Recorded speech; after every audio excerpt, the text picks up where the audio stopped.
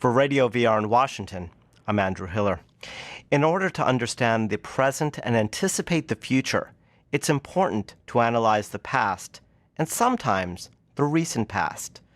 Recent articles by Professor Michel Chossudovsky, director of the Center for Research on Globalization in Canada, has been looking into the relationship between the insurrection and conflict in Syria and Ukraine.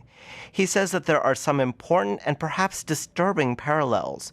To look at Ukraine through Syrian and Western eyes, we are joined by Professor Chossudovsky. Welcome, Michael. Delighted to be on the program. Let's start with the first example you cited in one of your articles, which was the burning of the trade union building in Kiev. Can you set the scene for us and explain the strategies used by the insurrectionists? Well, I think it's fairly well established that the Odessa massacre was a carefully staged covert intelligence operation. I don't want to go into the details. This has been documented in various studies. And what is also clear is that that U.S. intelligence was involved. This was an action which was in part implemented by the Kiev proxy regime, its security forces, and coordinated with the right sector brown shirts or militia. Now, I think it's important to understand that triggering atrocities, as far as the United States is concerned, is a well-established practice. It is a modus operandi of destabilizing countries, creating divisions between social and ethnic groups. It goes back to the Salvador option in Central America.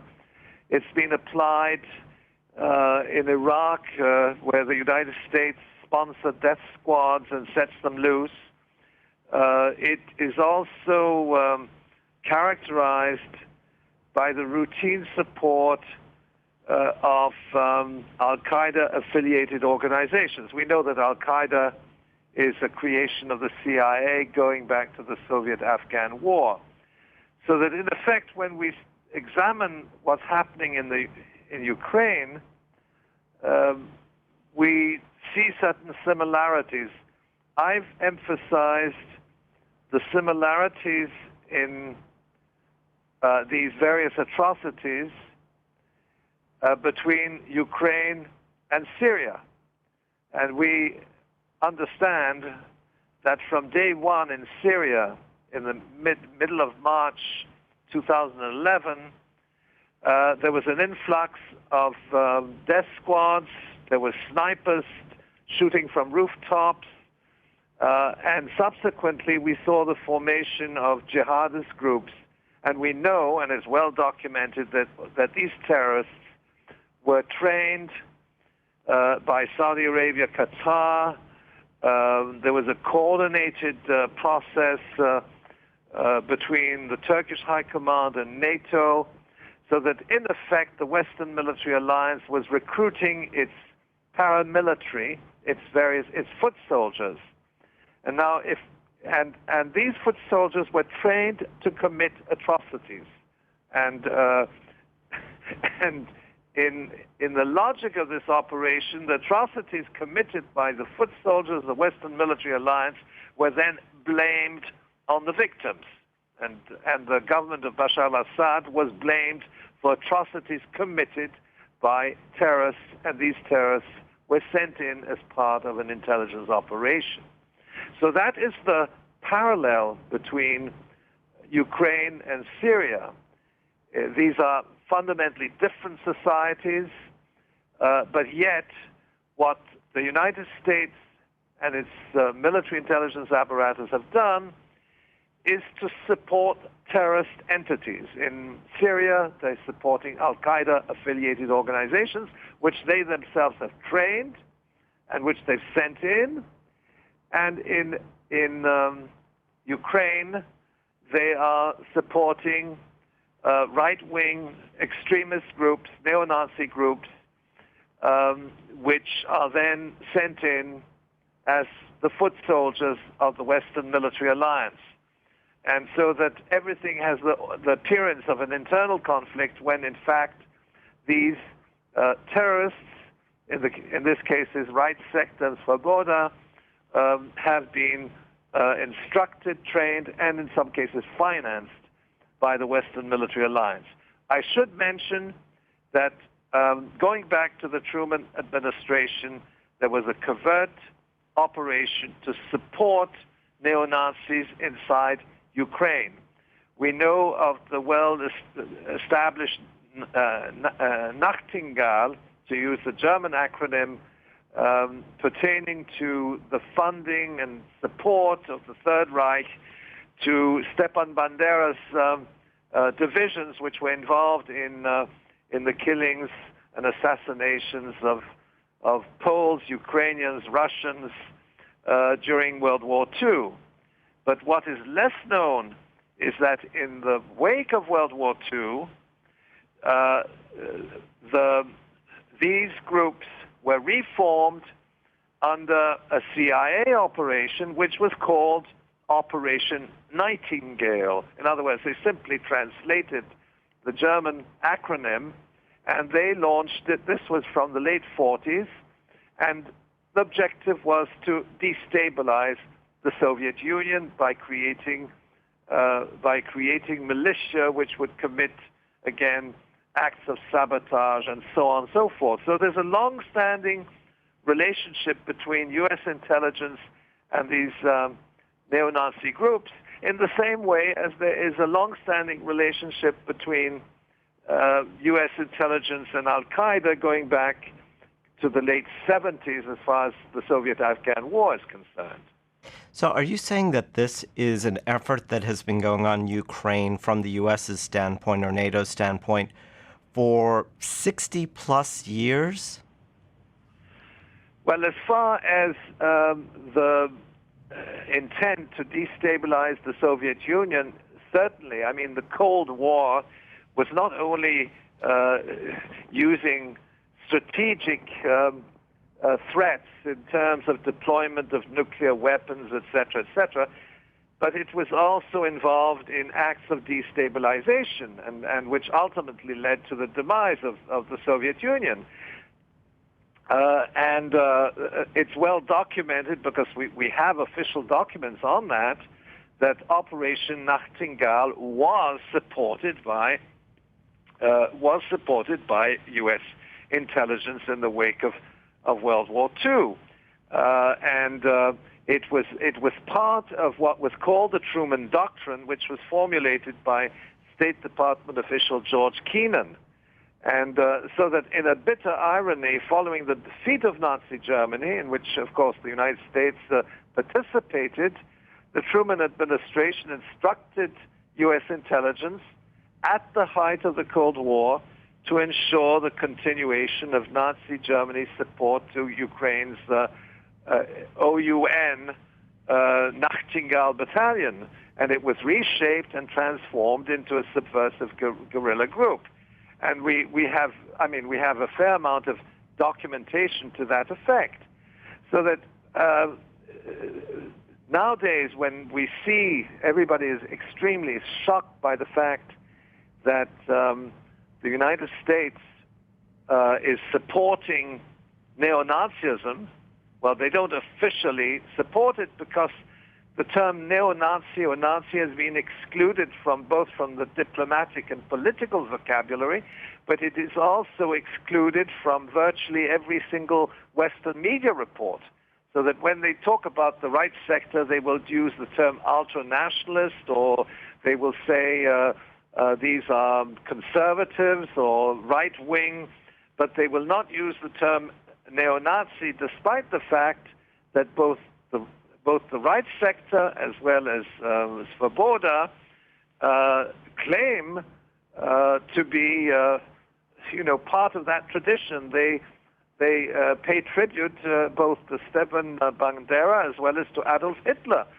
Now, so let's call a spade a spade. If they say that they are neo-Nazis, why is it that the Western media systematically excludes the word neo-Nazi from its anthology? It is not used by journalists or editors. And in fact, if you Google, you'll see that there's not a single Western media which will use that term Nazi to describe what's happening in Ukraine, when in fact the evidence is so blatant following the massacres particularly in Odessa, that these were extreme right-wing neo-Nazi groups involved in atrocities which were reminiscent of the Third Reich. Now, one of the most dangerous philosophies, it seems to me, and it has been one that the U.S. has taken part of for many decades, is the enemy of my enemy is my friend. What I'm basically hearing is you're saying they have taken this philosophy and they've continued to run with it through intelligence operations, through efforts to try to destabilize and create unhappiness with the government. Do we have, over the last 10 years, over the last 5 years, especially over the last few months in Ukraine, really solid evidence that it's not NGOs, that it's not certain groups in the U.S., but it's actually U.S. government agents funding mercenary groups acting directly in Ukraine?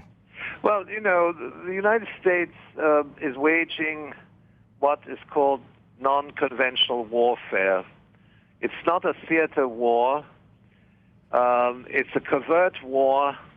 And it uses various mechanisms. Now they will co-opt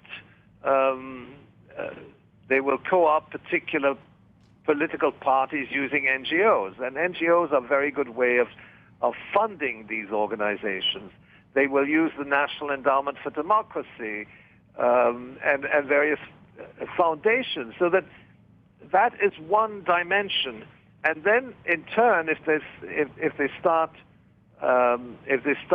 providing military training or paramilitary training, this obviously is not done through it's not done through an NGO. It's done through the direct influx of military advisors, special forces, mercenaries. We know those mercenaries are there, and we know, and that is of course the crucial issue. We know that these atrocities are ultimately designed by the Western military alliance. They may be implemented by the neo-Nazis, and I think we have to start analyzing the relationship between the architects of these atrocities and those who actually implement them. Very often I would say that these people are themselves indoctrinated, manipulated.